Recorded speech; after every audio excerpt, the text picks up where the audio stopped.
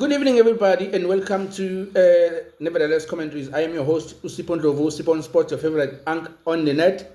And I'm going to speak Bafana versus Angola. It was a much anticipated encounter, especially for the South African. And I personally have said that Bafana is the best national team there is in Africa. I think our rivalry is Morocco, the host nation. And Bafana had only one way to prove that they are the best in Africa, by winning their encounter today against Angola. They did by 2-1.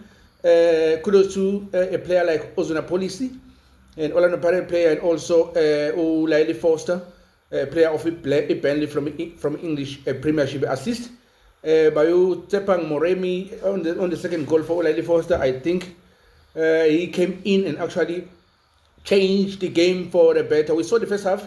The approach from Bafana was 4-2-3-1 with Umoha Ngota and Ozuna Police as the wingers, Ulaili Foster as the single striker, followed by Usipho Mule, the master chef himself, number 10. And also deep in the lane, Notebo Homkwena, the magnificent one, and also Tole, who works as a shield to shield the defense. And also center pairing, Mbegazile Mbogazi, the very special Mbegazile Mbogazi, the best defender we have in the country. Mbegazile Mbogazi alongside Ungezana from FCCB. I think I'm pronouncing that correct. The evergreen Kuliso Mudau, the fullback, and also Kuliso Mudau and Ronza, our captain. That's how Hugo Broos lined up today. So I think, in my opinion, it was a good lineup. Though were some glimpses actually of nervousness. That's what I saw with Ungezana. But nevertheless, there weren't too many mistakes that they made that would have resulted in Bafana getting punished. But I think they started with a very slow pace, building up on the back. I think, in my opinion, Yaya didn't show up too much upon the build-up. But it was good in terms of shielding the defense. But on the build-up phase, he didn't show up to actually receive the ball and turn and initiate play and also join in an attack, because I would have loved to see a player who does that.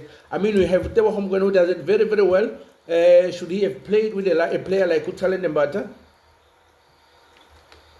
I think we would have seen a lot of that, because the interchanging of Tebo Homgwen and Utalen Mbata is very, very magnificent in my opinion. So with both of the players have the capability or the capacity to actually join, to actually show up in the build-up phase and actually turn with the ball and initiate the play from there and then join in the attack. So I think a player like Mbata was missing in this game, because I did not understand the point of defending against Angola. But nevertheless, we trust Hugo Broos. He showed his prowess as a coach, and we got 3 points. That's very, very important.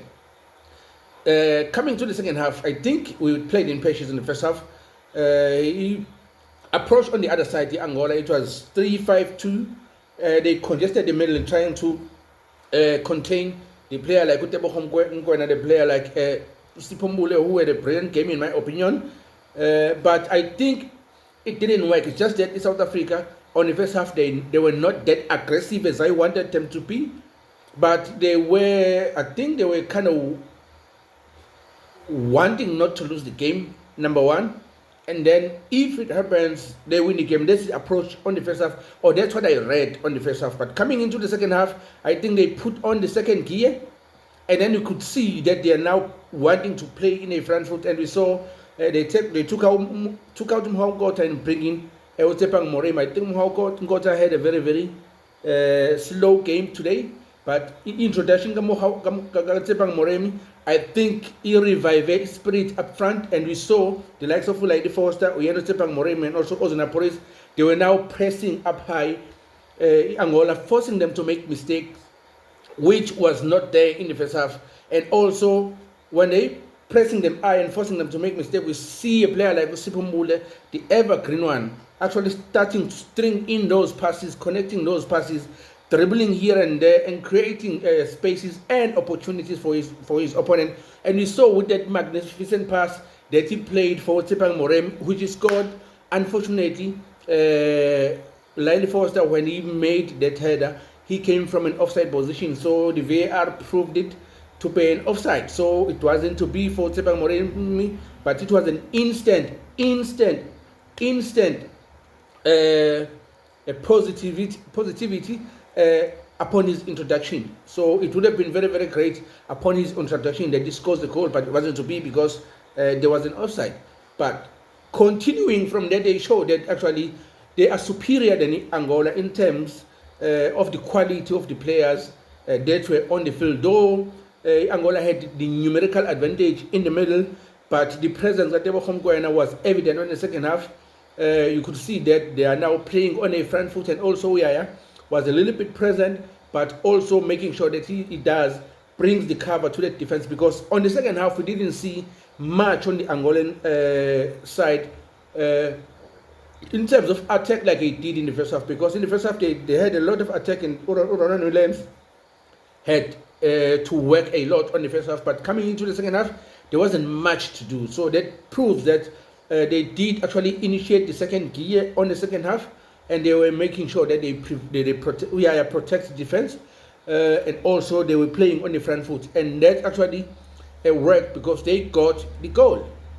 I think Laili Foster proved that he's a quality striker. He proved he's a quality striker. The game was a little bit quiet, especially in the first half. Second half, you could see that he was starting to press. He was in the game. So regardless that Bafana wasn't having a good game on the first half, but he stayed on the game until the last minute, and that was evident because he only got two chances.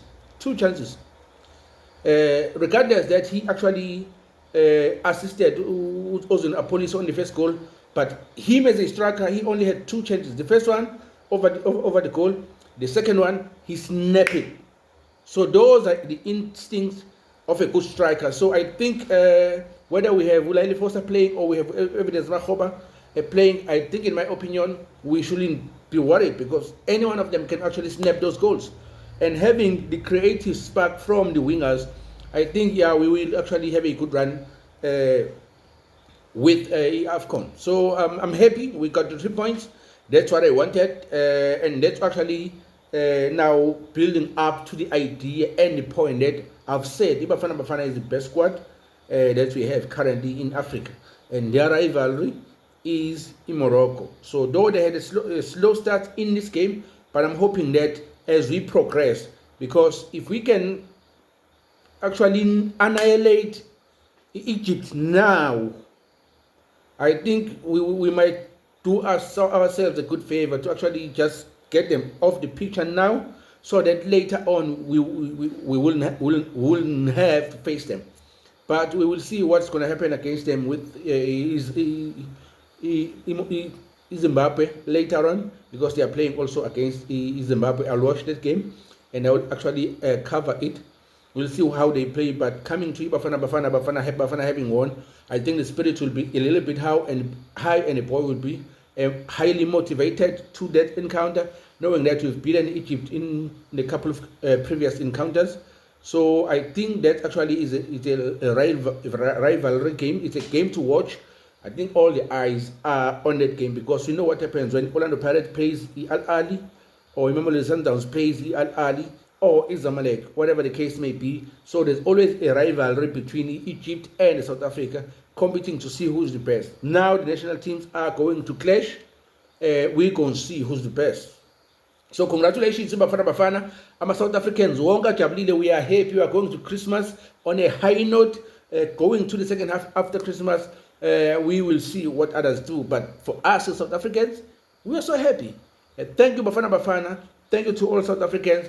Congratulations to us all. We are happy now. We can celebrate a victory and then wait for the second game. Thank you. I'll see you on the next one. Don't forget to subscribe. This is Nevertheless Commentary. Sipo on Sport, your favorite anchor on the net. Don't forget to subscribe. Thank you.